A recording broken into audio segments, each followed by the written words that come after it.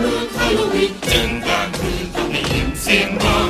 ในเมืองฮาโลวีนทุกคนก็รู้กันดีทอดรักตุ้มและก็หลอกให้คนตกใจจนตายเสียงครวญครางร้องให้มาตามโลกจากดินแดนเมืองฮาโลวีนใต้ที่จะนอนลองมองดูจะเจอกันเขี้ยวคมกริบตาแดงยังกับไฟ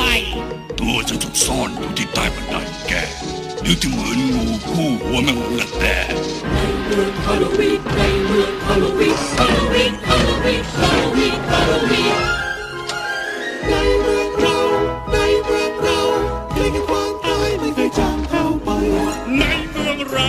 ที่ยอดยังไม่เบาและทุกคนก็เฝ้ารอความประหลาดแปลกใจระวังให้ดีคอยระวังที่ทางขยะมันรอคอยที่จะตะปบจับตัวใครไม่เวลาฮาโลวีนแม่จะว่ามันเด็ดหัวน่ากลัวไหมน่ารักดีดูดีๆคิดดูใหม่ลองมาดูกับพร้อมเสียงนี่คือราตรีที่มีแต่ความตายมีแต่เสียงคุณคราม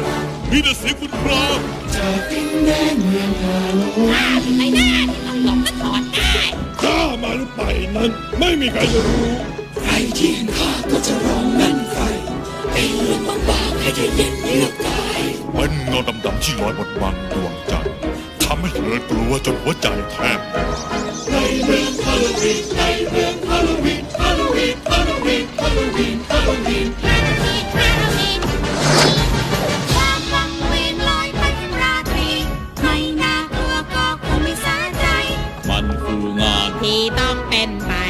ในเมืองเราเมืองฮาโลวีนในเมืองเรานั้นยอดเยี่ยมไม่เบาและทุกคนรอเรื่องราวสนุกเพลิงใจเสียงเลยตัดจังคุณมองเข้ามาข้างหลังคุณแล้วจะทำรามให้คุณสนุกและตัวเพื่อภายในเมืองฮาโลวีนมีแต่เสียงเรียกร้องให้เดินทางไปให้กับคนพิเศษของเราแจกผู้ยิ่งใหญ่ในราตรีฮาโลวีนทุกคนมาเพื่อเป็นเพียงแค่ตัวเขาในเมืองฮาโลวีน